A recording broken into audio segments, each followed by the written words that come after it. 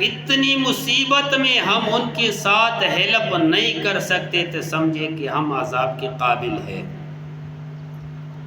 جب پاکستان نے ایٹمی دھماکہ کیا تب فلسطینیوں نے مٹھائیاں تقسیم کی، فلسطینیوں نے فلسطین میں خوشیاں منائے کہ ہم ایٹمی پاور بن گیا، اب کوئی ہمارے سامنے کھڑا بھی نہیں ہو سکتا۔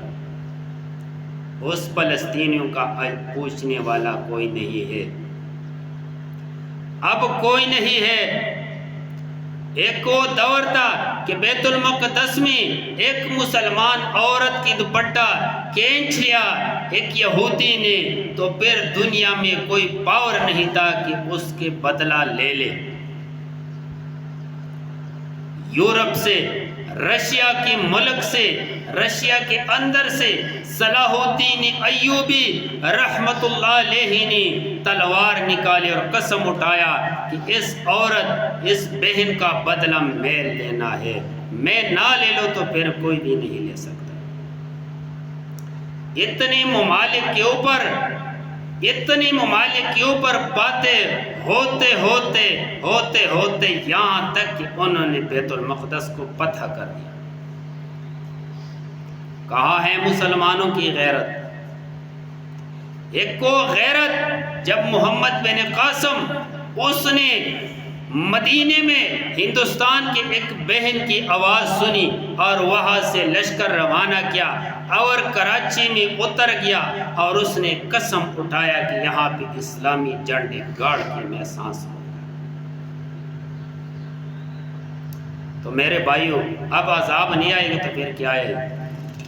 ہم تماشا دیکھنے والے ہیں، ہم تماشا دیکھنے والے ہیں، پھر ہمارے دل میں دکھ بھی نہیں ہے کہ یہ کیوں؟ پھر عذاب ہی عذاب آئے گا۔ رسول اللہ صلی اللہ علیہ وسلم نے فرمایا ہے کہ مسلمان کا مثال ایک جسم کے مانند ہے، جب جسم کے ایک حصے میں درد ہو تو پورا جسم درد برداشت کرے گا، پورے جسم میں درد ہوگی۔ ایک انگلی میں درد ہو، پورا جسم، ساری رات انسان بے قرار، ساری رات انسان ہا کہاں ہے وہ مسلمان؟ وہ مسلمان کہاں چلا گیا؟ مسلمان ہے ایمان نہیں ہے، مسلمان ہے غیرت نہیں ہے، مسلمان ہے اللہ کا خوف نہیں ہے، مسلمان ہے غلامی کی دماغ ہے، غلامی کا ضمیر ہے، غلامی کی سوچ ہے، غلامی کے ادواروں سے گزر رہی ہے۔ لیکن اللہ کریم نے فرمایا ہے وَلَن تَرْضَىٰ عَنْكَ الْيَهُودُ وَلَا النَّصَارَىٰ حَتَّىٰ تَتَّبِعَ مِلَّتَهُمْ۔ اے محمد صلی اللہ علیہ وسلم، اے یہودی اور نصارہ تیرے کبھی دوست نہیں بن سکتے یہاں تک کہ تو ان کا کلمہ پڑھ کے یہودی یا عیسائی بن جائے۔ ہم کیا کرتے؟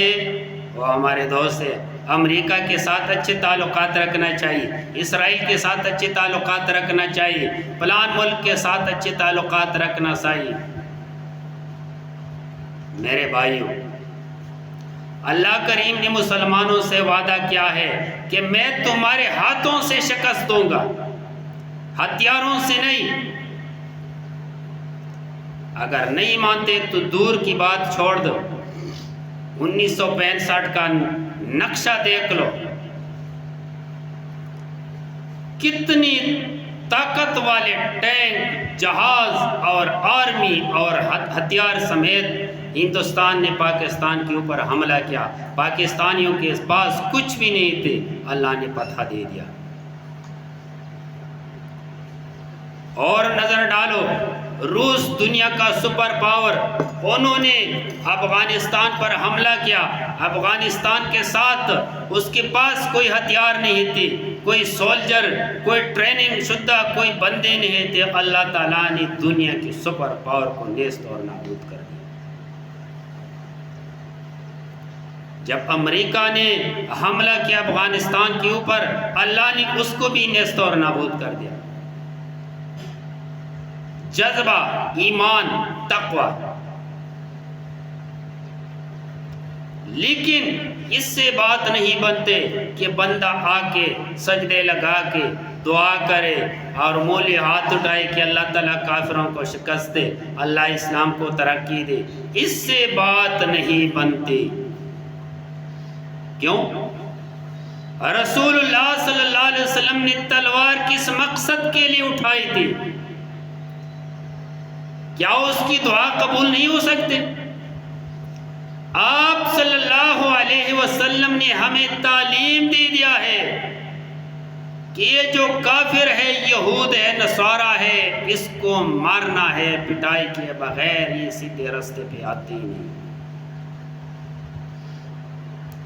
اور یہ قرآن گواہ ہے کہ 10 سیکنڈ اگر تمہارے ساتھ اس کی دوستی بن جائے، 10 سیکنڈ میں یہ کوشش کرتے ہیں کہ میں اس انسان کو کس حالت میں ورغلا کے، کس حالت میں اس کو میں کنویں میں ڈال دوں۔ لا یعلونکم خبالا، 1 سیکنڈ بھی تمہارے خلاف سوچتے ہی نہیں۔